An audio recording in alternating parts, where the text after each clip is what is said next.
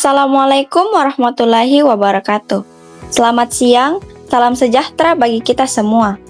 Puji syukur kita panjatkan kehadirat Allah Subhanahu wa Ta'ala, karena atas rahmat dan karunia-Nya kita dapat mengikuti perkuliahan pada hari ini.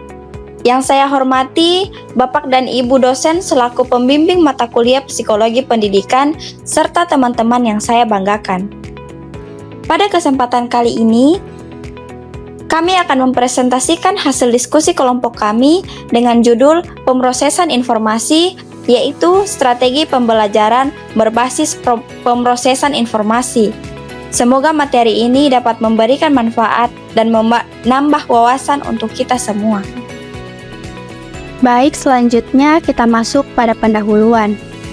Psikologi pendidikan adalah bidang yang mempelajari bagaimana manusia belajar dan berkembang dalam konteks pendidikan. Ada beberapa teori penting, yaitu behaviorisme yang menekankan rangsangan dan respon, kognitivisme yang fokus pada proses berpikir, serta konstruktivisme yang melihat belajar sebagai proses aktif melalui interaksi sosial. Dengan memahami teori-teori ini, pendidik dapat menciptakan strategi pembelajaran yang lebih efektif sesuai dengan kebutuhan siswa. Selanjutnya kita masuk pada bagian kajian teori. Itu definisi dan tokoh utama teori pemrosesan informasi.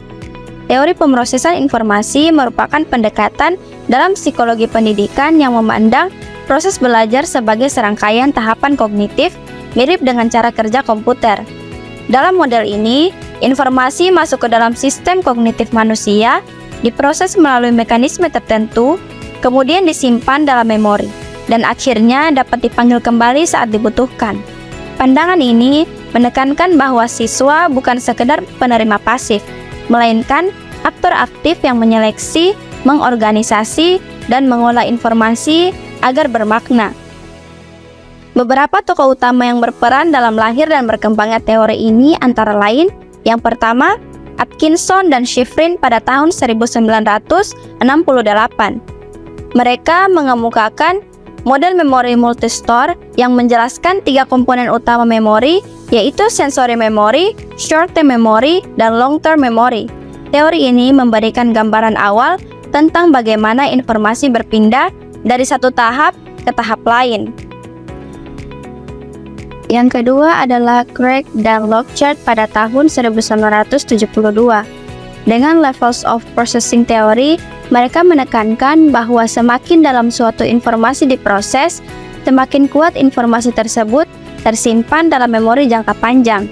Artinya, elaborasi yang mendalam akan lebih efektif daripada sekedar hafalan. Yang ketiga adalah Berle. Berle memperkenalkan konsep working memory, yaitu memori kerja yang bersifat aktif. Berbeda dengan short-term memory yang hanya menyimpan informasi, working memory dapat memanipulasi informasi untuk pemecahan masalah, pengambilan keputusan, hingga berpikir kritis. Yang keempat, Gegen. Pada tahun 1985, ia menghubungkan teori pemrosesan informasi dengan strategi pembelajaran. Menurutnya, pembelajaran efektif terjadi bila guru mampu menciptakan kondisi eksternal yang sesuai dengan kondisi internal siswa, sehingga proses encoding dan retrieval informasi dapat berjalan optimal. Kontribusi tokoh-tokoh ini membuat teori pemrosesan informasi menjadi salah satu kerangka teoretis paling penting dalam memahami bagaimana siswa belajar dan bagaimana guru sebaiknya merancang pembelajaran.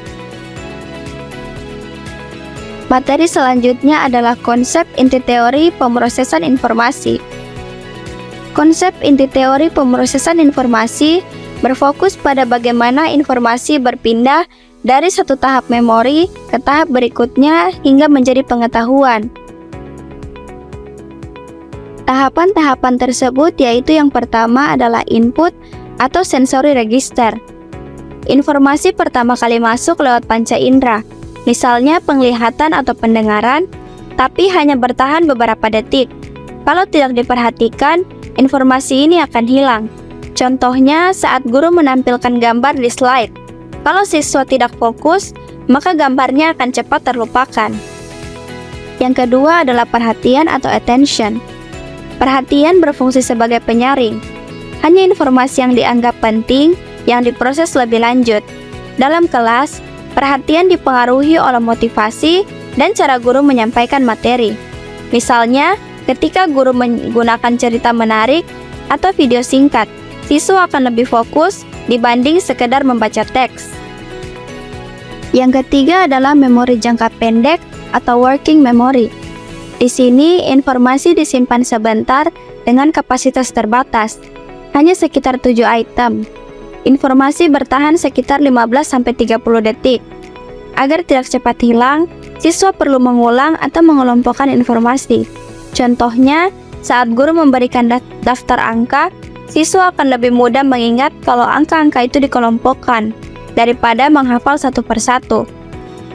Yang keempat adalah encoding. Encoding adalah proses mengubah informasi supaya lebih bermakna agar masuk ke memori jangka panjang. Contohnya, saat belajar sejarah, siswa bisa menghubungkan materi baru dengan pengetahuan lama, membuat peta konsep, atau menggunakan singkatan supaya lebih mudah diingat. Yang kelima, long-term memory atau memori jangka panjang. Pada tahap ini, informasi bisa tersimpan dalam waktu lama dengan kapasitas yang tidak terbatas. Contohnya, keterampilan membaca atau berhitung yang terus digunakan, atau pengalaman pribadi seperti pertama kali naik sepeda. Yang keenam adalah retrieval atau pengambilan kembali. Tahap terakhir adalah memanggil informasi yang sudah tersimpan. Keberhasilannya tergantung pada latihan dan adanya petunjuk. Misalnya, ketika guru memberikan soal ulangan, siswa yang sudah sering berlatih akan lebih mudah mengingat jawabannya. Atau saat diberi kata kunci, siswa bisa langsung teringat materi yang pernah dipelajari. Jadi, dengan memahami tahapan ini, guru bisa mengatur cara penyampaian materi agar sesuai dengan cara kerja memori siswa. Materi selanjutnya adalah C, prinsip-prinsip belajar dalam teori pemrosesan informasi. Teori ini memandang otak kita seperti komputer, yaitu ada informasi yang masuk, diproses, lalu disimpan. Supaya belajar lebih efektif, ada beberapa prinsip penting yang perlu kita pahami. Yang pertama adalah belajar adalah proses aktif. Belajar tidak cukup hanya mendengar atau membaca, tapi kita harus ikut berpikir, bertanya, dan mencoba. Contohnya, kalau kita hanya mendengar penjelasan guru tentang olahraga, kita mungkin cepat lupa. Tapi kalau kita ikut praktik langsung, senam pasti lebih cepat paham. Yang kedua adalah memori kerja terbatas. Otak kita tidak bisa menampung terlalu banyak informasi sekaligus. Kalau kebanyakan, kita malah jadi bingung. Contohnya, guru menjelaskan rumus matematika sedikit demi sedikit, lalu memberi soal latihan sederhana, kemudian lanjut ke soal yang lebih sulit. Yang ketiga, pengulangan memperkuat ingatan. Supaya kita tidak cepat lupa, kita perlu mengulang pembelajaran tersebut, tapi jangan sekaligus.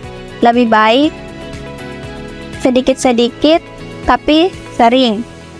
Contohnya, belajar kosakata bahasa Inggris setiap hari selama 10 menit lebih efektif daripada belajar 3 jam langsung sebelum ujian. Yang selanjutnya 4, organisasi membantu pemahaman. Kalau materi disusun dengan rapi, otak lebih mudah memahami dan menyimpannya. Yang kelima, elaborasi memperdalam pembelajaran. Menghubungkan pelajaran baru dengan pengalaman atau pengetahuan lama membuat pemahaman lebih bermakna. Yang keenam, keterlibatan multisensori. Semakin banyak indera yang digunakan, semakin kuat ingatan kita. Dan yang ketujuh, pembelajaran kontekstual. Siswa lebih mudah mengerti jika pelajaran dikaitkan dengan kehidupan nyata. Dari ketujuh prinsip ini, kita bisa lihat bahwa guru berperan penting dalam merancang pembelajaran. Guru bukan hanya menyampaikan materi, tetapi juga harus menyesuaikan cara mengajar dengan cara kerja memori manusia. Selanjutnya D, yaitu penelitian relevan. Yang pertama, Miller pada tahun 1956 menemukan kapasitas memori jangka pendek hanya sekitar 7 unit informasi. sehingga lahirlah strategi chunking, yaitu mengelompokkan informasi agar lebih mudah diingat. Yang kedua, Sweller, Van Marenborg, dan Pass pada tahun 2019. Mereka mengembangkan cognitive load theory yang menekankan bahwa pembelajaran tidak boleh membebani memori kerja. Yang ketiga, Fiorella dan Mayer pada tahun 2016. Mereka menekankan strategi generative learning seperti membuat catatan, menjelaskan ulang, dan membuat visualisasi. Dan yang keempat, Kwon pada tahun 2017. Ia menunjukkan bahwa kapasitas memori sangat tergantung pada tingkat kesulitan informasi, sehingga guru perlu menyesuaikan materi dengan kemampuan siswa. Secara keseluruhan, penelitian ini membuktikan bahwa teori pemrosesan informasi punya dasar yang kuat dan sangat relevan untuk merancang pembelajaran yang aktif, terstruktur, dan sesuai kapasitas siswa. Materi selanjutnya adalah analisis teori pemrosesan informasi. Teori pemrosesan informasi memiliki sejumlah kelebihan. Yang pertama, teori ini menjelaskan proses internal secara rinci, tidak hanya sebatas hubungan stimulus-respons seperti pada behaviorisme. Ia menguraikan tahapan kognitif mulai dari sensory memory, working memory, hingga long-term memory. Yang kedua, teori ini relevan dengan perkembangan teknologi karena menggunakan analogi komputer sehingga lebih mudah dipahami di era digital. Yang ketiga, teori ini bermanfaat dalam desain instruksional. Dengan memahami keterbatasan memori kerja, guru dapat membagi materi ke dalam unit kecil agar lebih mudah dipelajari. Selain itu, teori ini juga mendukung pembelajaran aktif melalui strategi elaborasi, organisasi, dan pembelajaran generatif seperti membuat catatan, menjelaskan kembali, atau membuat peta konsep. Yang terakhir, teori ini memiliki landasan empiris yang kuat, didukung penelitian dari Miller pada tahun 1956 tentang kapasitas memori maupun Sweller pada tahun 2019 tentang beban kognitif. Meski begitu, teori ini juga memiliki kelemahan. Ia cenderung kurang memperhatikan aspek emosional, motivasi, maupun konteks sosial dalam pembelajaran. Prosesnya juga sering digambarkan terlalu linear dan mekanistik. Padahal, kenyataan belajar bisa lebih dinamis. Selain itu, teori ini kurang menekankan pembelajaran kreatif atau berbasis pengalaman. Jika dibandingkan dengan teori lain, pemrosesan informasi lebih fokus pada mekanisme memori, berbeda dengan kognitif sosial yang menekankan interaksi atau konstruktivisme yang menekankan pengalaman sosial dalam membangun makna. Materi selanjutnya adalah penerapan dalam pendidikan. Dalam praktik pendidikan, teori pemrosesan informasi dapat diterapkan melalui berbagai strategi. Guru dapat mengorganisasi materi ke dalam kerangka logis dengan peta konsep atau tabel, menggunakan multimodalitas dengan teks, gambar, suara, dan aktivitas, serta memberikan latihan berulang untuk memperkuat ingatan jangka panjang. Strategi elaborasi juga penting, yaitu mengaitkan materi baru dengan pengetahuan yang sudah dimiliki siswa, sekaligus mengatur beban kognitif dengan menyampaikan informasi secara bertahap. Contoh penerapannya beragam sesuai jenjang. Di SD, guru dapat menggunakan kartu gambar untuk mengenalkan kosakata baru. Di SMP, guru IPA bisa mengadakan eksperimen sederhana agar teori lebih mudah dipahami. Di SMA, metode space practice membuat siswa berlatih soal menjelang ujian. Sedangkan di perguruan tinggi, dosen dapat meminta mahasiswa membuat presentasi kelompok dan menjelaskan kembali materi kepada teman, sehingga terjadi elaborasi mendalam. Berdasarkan prinsip-prinsip ini, guru maupun dosen disarankan menggunakan teknik chunking, memberikan umpan balik cepat, mendorong pembelajaran generatif seperti diskusi atau menulis refleksi, serta memanfaatkan teknologi pendidikan.